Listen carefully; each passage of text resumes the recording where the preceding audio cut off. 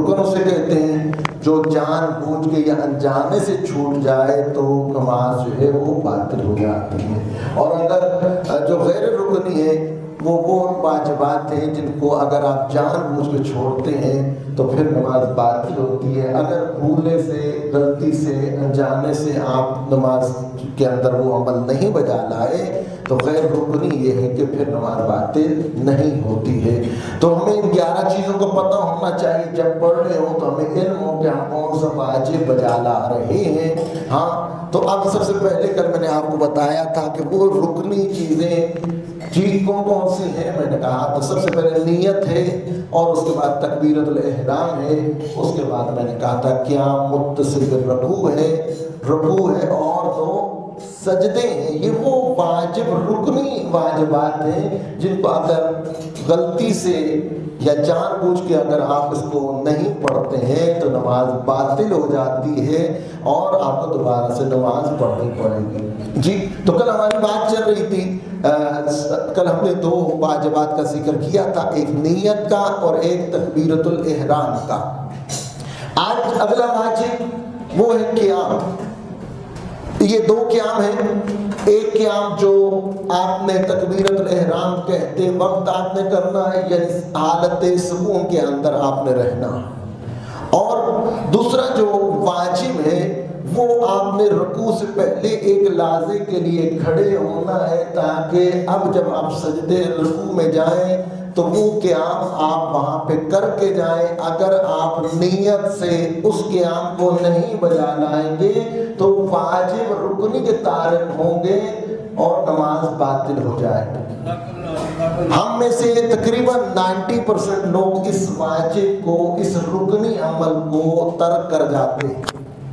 ہم دوسری صورت کے بعد رکتے نہیں اور ہم فوراً سے اللہ اکبر اور سجدے میں اور پھر جو ہے آگے چلتے ہیں. یہاں پہ تھوڑا سا علماء کرام کے اندر جو مراجع الزام ہے تھوڑا سا اشکال ہے. وہ کہتے ہیں نا یہ جو رکوع سے پہلے جو دوسری صورت کے بعد جو ایک لحظے کے لیے نیت کے ساتھ رکنا ہے یہ قیام متصل بالرکوع ہے. بات کہتے نہیں، یہ نہیں ہے، بلکہ رکوع کے بعد جو آپ نے رکوع کر کے کھڑے ہونا ہے یہاں پہ ایک لحظہ نیت کے ساتھ آپ نے کھڑے ہونا ہے. وہ لحظہ کیا ہے؟ وہ ایک لحظہ وہ جس کو نیت کے ساتھ آپ نے بجا لائے ہیں. ہاں وہ سیکنڈز کا بھی کتنا حصہ اگر وہ آپ نے وہ نیت کے ساتھ کھڑے نہیں ہوئے تو نماز جو ہے وہ باطل ہے. جی دوسری صورت اب ہمارے پاس کیا ہے، نتیجہ کیا ہے، ہم نے کیا کرنا ہے؟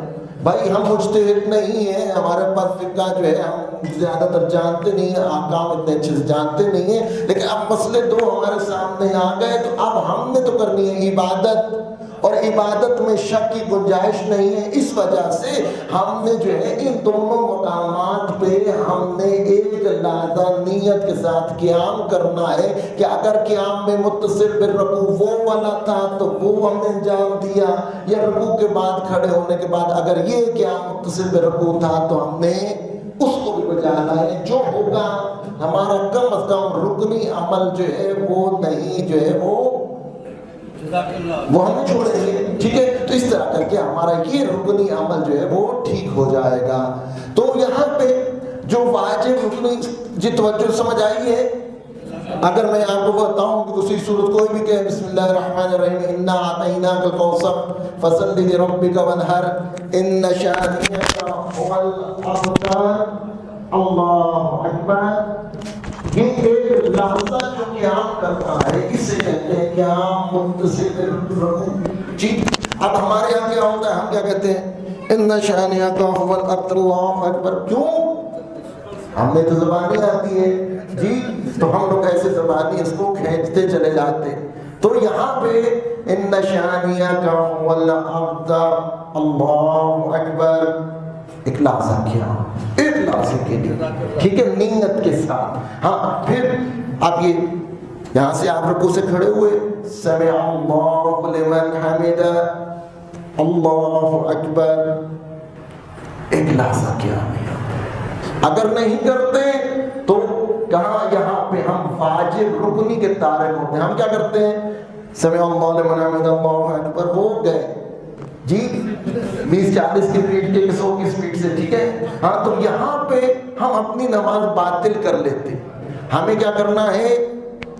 سمع اللہ لمن حمدہ، اللہ اکبر، یہ ایک لحظے کے لیے یہاں پہ قیام کرنا ہے اور پھر سجدے میں جانا ہے. جی تو اب اس رکن کو ہم نے بجا.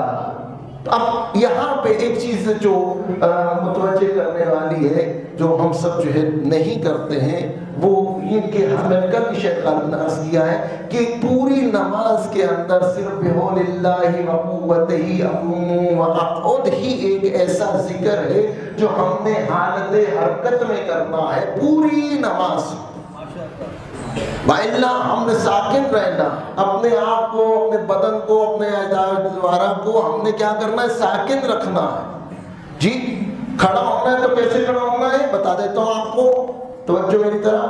جی تکبیرۃ الاحرام کے لیے، اچھا تکبیرۃ الاحرام کے لیے کل بتایا تھا دونوں ہاتھوں پر کانوں کی لو تک اٹھانا ایک دفعہ واجب ہے، باقی پوری نماز میں مستحب ہے، تو ایک دفعہ اٹھانا ہے. اور اس کا بھی فلسفہ یہ ہے کہ جو تکبیرۃ الاحرام آپ یوں کرتے ہیں، اس کا مطلب یہ ہوتا ہے کہ آپ حجر اسود کو استلام کر رہے ہیں. سلام جی بھٹی صاحب وہاں پہ جا کرتے ہیں نا بسم اللہ اللہ اکبر، جی وہ جو ادھر کرتے ہیں وہ ادھر بھی کرتے ہیں. اور یہ کیا ہوتا ہے؟ حجر اسود نمازی کی حاضری لگاتا، ٹھیک ہے. آپ یہاں سے سلام کرتے ہیں، وہ وہاں سے سنتا ہے اور حاضری لگاتا ہے. آج کی ٹیکنالوجی نے اس کو بعید نہیں کیا، ٹھیک ہے، ممکنات میں سے. اب یہ ہو گیا. اب کھڑے کیسے ہونا ہے؟ کھڑے ہونا ہے قیام.